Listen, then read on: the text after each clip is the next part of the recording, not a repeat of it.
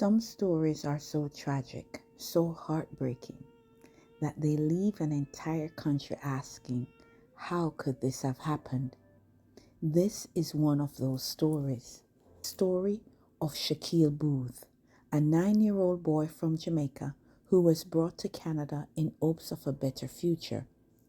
But instead of love, protection, and opportunity, he found isolation, cruelty, and pain, inflicted by the two people who should have been his greatest protectors, his father and stepmother.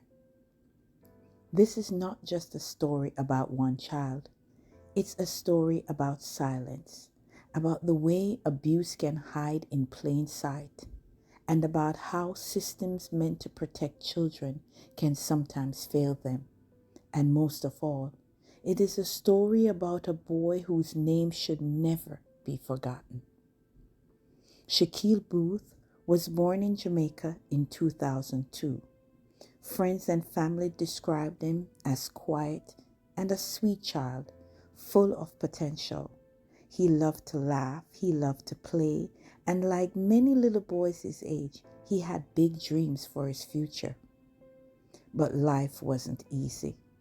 His mother struggled to care for him full time. By the time Shakeil was 7, his father, Leroy Boothe, who had relocated to Canada, decided to bring him over. On paper, it may have seemed like a chance for a new beginning, a chance to grow up in a country with more opportunities. For Shakeil, it was a journey into darkness. When Shakeil arrived in Brampton, Ontario, he entered a home that already had children and a new stepmother, Elaine Boothe. But from the beginning, Shakeil was treated differently. Unlike his siblings, who were allowed to live, play, and go to school like normal children, Shakeil was singled out. He was forced to live in the basement, a cold, bare space where he slept on a thin mattress on the floor. Sometimes he wasn't even given a blanket. He was often locked away for hours, sometimes days, fed very little food, and subjected to repeated beatings. Reports revealed that Leroy and Elaine used everything from belts to electric cords to discipline him, leaving marks across his entire body. Neighbors would later say that while the Boothe home seemed ordinary on the outside, there were small signs that something wasn't right. Shakeil was rarely seen. He was kept hidden away, an invisible child in his own family. On May 27, 2011, the cruelty reached its tragic conclusion. Emergency responders were called to the Boothe residence after 9-year-old Shakeil was found unresponsive. When paramedics arrived, they were confronted with an horrifying scene. The boy's tiny body was covered in bruises, cuts, and scars. He appeared malnourished and weak. His injuries weren't new. Many of them had been there for weeks, even months, untreated. Despite the best efforts of medical professionals, Shakeil was pronounced dead at the scene. The autopsy confirmed what investigators already suspected. This was not a sudden accident. No, this was the result of prolonged abuse and neglect. The investigation revealed the depth of the cruelty inflicted on this boy. Police uncovered evidence that Shakeil had been locked in the basement for long stretches, denied food, and punished excessively. Witnesses described seeing him withdrawn, quiet, and fearful, as though he had learned never to draw attention to himself. It was clear he had been stripped of the joys of childhood.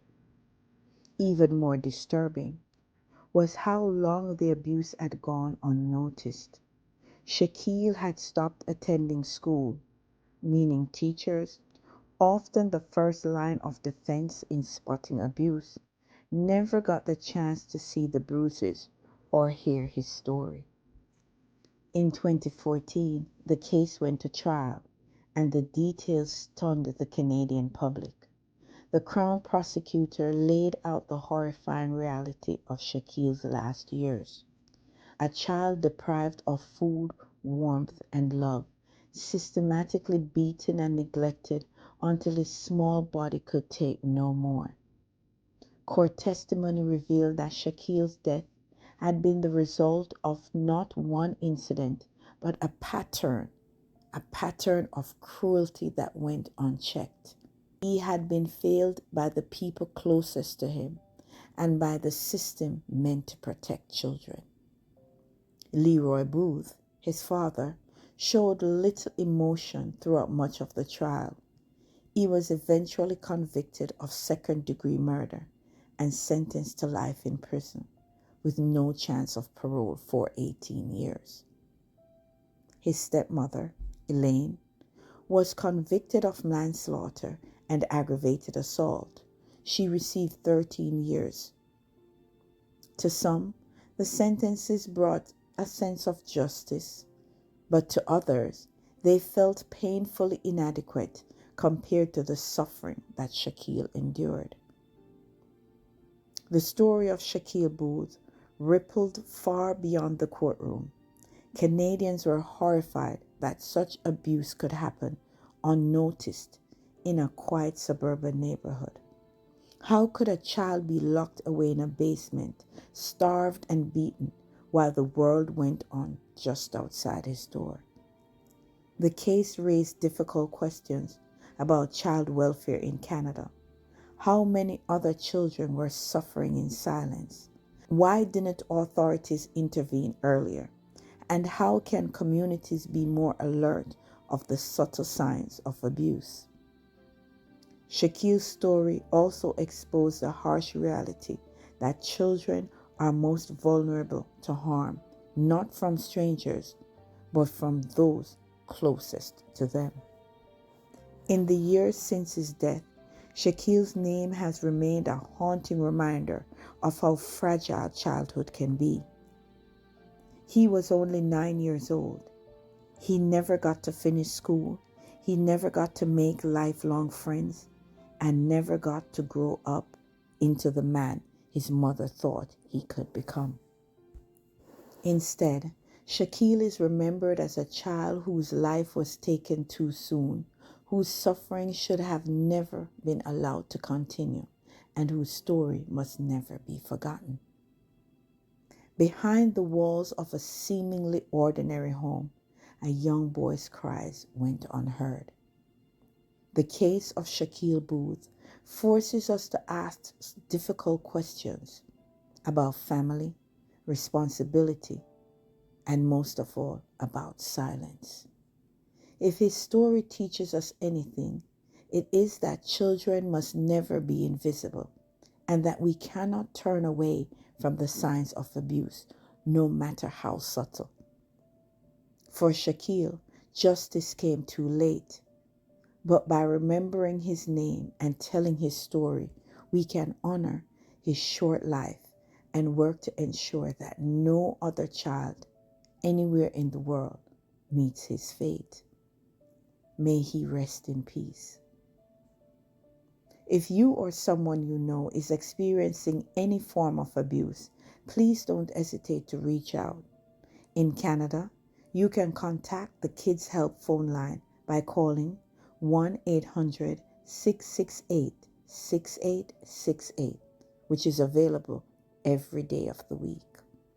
Or visit the website at kidshelpphone.ca. That's kidshelpphone.ca. For adult and family abuse, call 310-1818. And if you're not able to call, you can contact Cold Case Cafe and we will connect you with the right offices. Remember, you're not alone and help is always available. I'm the voice, and I will return next week with another cold case.